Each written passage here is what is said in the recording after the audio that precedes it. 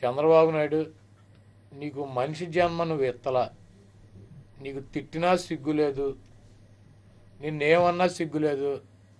నీ దగ్గర ఉన్నటువంటి భజనగాళ్ళని పంపించి తెల్లారిపాటికి ఒక ప్రెస్ మీట్, రోజు మీ దరిద్ర మొహాలు ఆ టీవీలో కనుక కనపడకపోతే జనం మర్చిపోతారేమో, ఏదోటి మీరు చెప్పేటువంటి అబద్ధాలతో కొంతమంది అన్న మమ్మల్ని నమ్ముతారేమో అన్నటువంటి దరిద్రపు ఆలోచనలు తప్పించి నీ బతుకంతా కుట్రలో కుతంత్రాలు, ఎవరో ఒకళ్ళ మీద నిందలేయటం, నీ గురించి గొప్పగా నువ్వు చెప్పుకోవటం, ఇవన్నీ కూడా ఈ రాష్ట్ర ప్రజానీకం చూస్తున్నారు.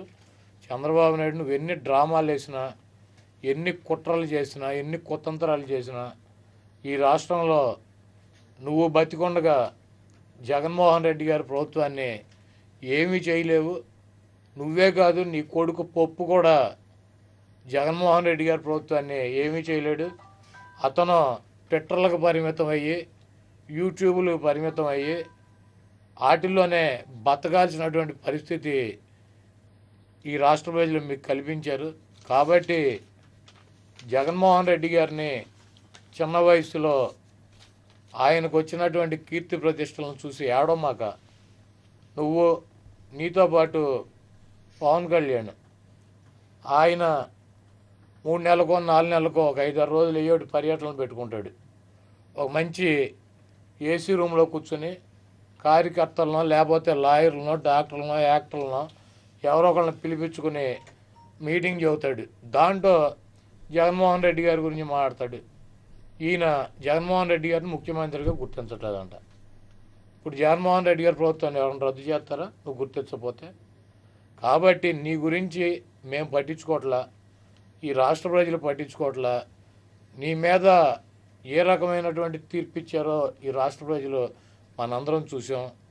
నువ్వు చంద్రబాబు నాయుడు చెప్పిన దానికి ఆయన తా అంటే నువ్వు తందానా, ఆయన తానా పెడితే నువ్వు వెళ్ళి తందానా కొట్టొస్తావు. కాబట్టి తానా బ్యాచ్కి తందానా బ్యాచ్కి ఏమీ తేడా లేదు. ఇద్దరు కలిపి జగన్మోహన్ రెడ్డి గారి మీద విమర్శలు చేస్తున్నారు. వీటన్నిటిని కూడా మేము ఖండిస్తున్నాం. ఇప్పుడు ఆయన తండ్రి పెట్టిన పేరు ఉంచేసుకున్నాడు. ఆయన నిన్న పవన్ కుమార్ అని పెట్టారు, మా నాన్నగారు అని చెప్పాడు. ఆయన ఏదన్నా సినిమా మీద పవన్ కుమార్ అని వేసాడు. ఆయన తండ్రి పెట్టిన పేరు కూడా ఉంచుకోలేదు కదా. అంటే ఆయన పేర్లు మార్చుకుంటూ వెళ్తాడు. హీరోలు, దురాభిమానులు, అభిమానులు, రకరకాల పేర్లు ఉన్నాయి కదా ఆయన. వాటిలో ఇదొకటి పవన్ నాయుడు. మాకు ఆల్రెడీ తెగిపోయి ఉన్నాయి. ఆయన ఇప్పుడు కొత్తగా వచ్చి తెగిస్తాడేమో. మాకు ఆల్రెడీ తెగిపోయి ముళ్ళు వేసుకుని ఉన్నాం. మాకు ఊడిపోయినా కూడా ఏం ప్రాబ్లం లేదు. సీరియస్ కామెంట్ చేశారు సార్, మంత్రులు ఈ విధంగా బాధ్యతాయుతంగా మాట్లాడడం వల్లే అటువంటి సంఘటనలు, దిశ లాంటి సంఘటనలు జరుగుతున్నాయన్న సీరియస్ కామెంట్ చేశారు. ఇప్పుడు మాకైతే కనుక ఫ్యాన్స్ లేరు. మమ్మల్ని చూసి, మా జీవిత చరిత్రను చూసి మాకు లక్షల మంది, కోట్ల మంది అభిమానులు లేరు. ఈయనకు ఉన్నారు అభిమానులు. మరి ఈయన జీవిత చరిత్ర చూసి ఆయన అభిమానులను, ఆయన అభిమానించే వాళ్ళు ఏం చేస్తారు? ముందు ఆయన చూసుకోమని చెప్పండి. మేము ఎట్లా ఉన్నా మాతో పాటు 2-3 ఉంటారు. కాబట్టి ఈయనకి లక్షల మంది, కోట్ల మంది అభిమానులు ఉన్నారని చెబుతున్నాడు. కాబట్టి ఈయన జీవితాన్ని ఆదర్శంగా తీసుకుని వాళ్ళందరూ చేశారనుకో ఇబ్బంది పడతారు, సమాజమే ఇబ్బంది పడతాయి. ఏదైనా కావచ్చు, అది ఏదైనా కావచ్చు, పర్సనల్ జీవితం కావచ్చు, లేకపోతే రాజకీయ జీవితాల్లోకి వచ్చి మొత్తం డిపాజిట్లు పోగొట్టుకున్న ఇబ్బంది ఏదైనా కావచ్చు. ఇప్పుడు యువత రాజకీయాల్లోకి రావాలని కోరుకున్నా, వచ్చి పాపం ఈయన ఆదర్శంగా తీసుకుని వాళ్ళు కూడా 25 సంవత్సరాలు ప్రణాళిక వేసుకుని 30 ఏళ్ళకి రాజకీయాల్లోకి వచ్చి వాళ్ళు ముసలాళ్ళు అయినాక 60 ఏళ్ళకి వాళ్ళు ఏ బాధల్లోకి వస్తామంటే ఇవన్నీ రకరకాలుగా. మిత్రులు ఎలవర్తి శ్రీనివాసరావు గారి ఆస్తి, ఆయన పావలా వాటాదారుడు ఇక్కడ. అలాగే మిగతా 50% వాటాదారులు కూడా వచ్చి నాతో కలిసి మాట్లాడారు ఇంతకుముందు. ఇది అనవసరమైన ఆక్రమణలో ఉంది అది అని గట్టిగా. ఈరోజు వచ్చి ఎలవర్తి గారు ఆయనకు కావాల్సి ఆయన ఆస్తిలోకి ఆయన వచ్చి ఆయన టేక్ ఓవర్ చేసుకున్నారు. ఇప్పుడు దాకా ఆయన తెలుగుదేశం మీకు అందరికీ తెలిసిందే, తెలుగుదేశం ఆయన సపోర్టరే కాకుండా ఆయన అత్యంత ముఖ్య నాయకులు ఇక్కడ. ఓకే, సో ఆయన పైగా మా అందరికీ చాలా మంచి మిత్రులు. సో ఆయన ఆస్తి ఆయన ఫస్ట్ రోజు వచ్చే టైంలో నన్ను కూడా ఇక్కడికి రమ్మంటం జరిగింది. నేను కూడా వచ్చి ఒక టీ దాగి వెళ్తున్నాను. ఇక్కడ దీనికి పెద్ద ఇంపార్టెన్స్ ఇవ్వట్లేదు, ఎందుకంటే ఆల్రెడీ ఈయనకెటు ఇది ఉన్నా లేకపోయినా పెద్ద పెద్ద లాభమేం లేదు. కానీ అయితే వాస్తవం ఈ శరత్ టాకీస్ అనేది ఒక గుడివాడలో పెద్ద ఎమోషన్ లాగా తయారైపోయింది. ఎందుకంటే ఇన్ని నాళ్ళు అరాచకాలకు అడ్డాగా నిలిచింది శరత్ టాకీస్. ఈ ఏదో శరత్ టాకీస్లోకి రావటం అంటే జనాలందరూ ఒక రేంజ్లో భయపడే స్థితిలో ఉన్నారు.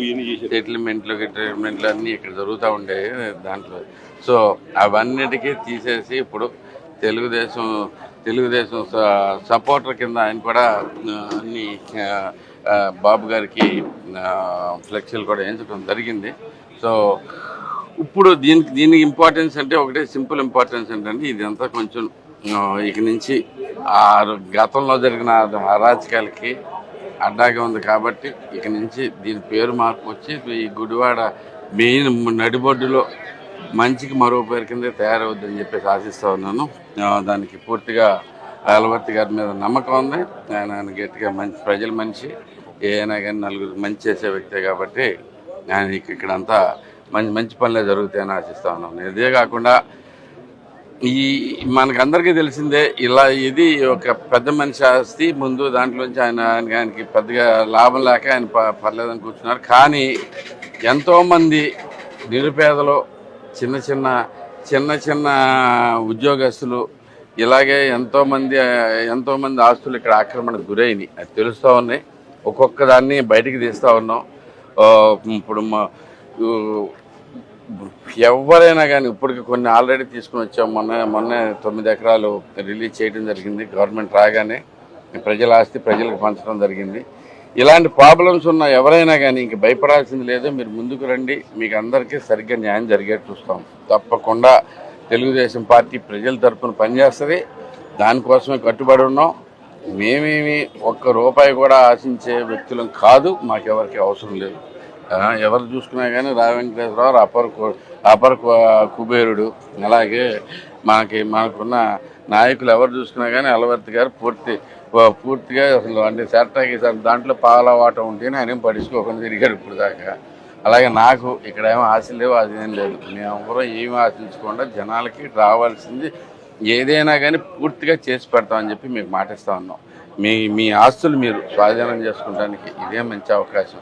మీకు జరిగిన అన్యాయాలన్నిటి మీద పోరాటాలు మీరు చేయడానికి భయపడ్డా కానీ వచ్చి ఒకే ఒక్క రోజు మా దగ్గరికి వచ్చి కలవండి. తప్పకుండా మీ ఆస్తులన్నీ మీకు చెందేట్టు చేస్తామని చెప్పేసి మాటిస్తూ ఉన్నాం.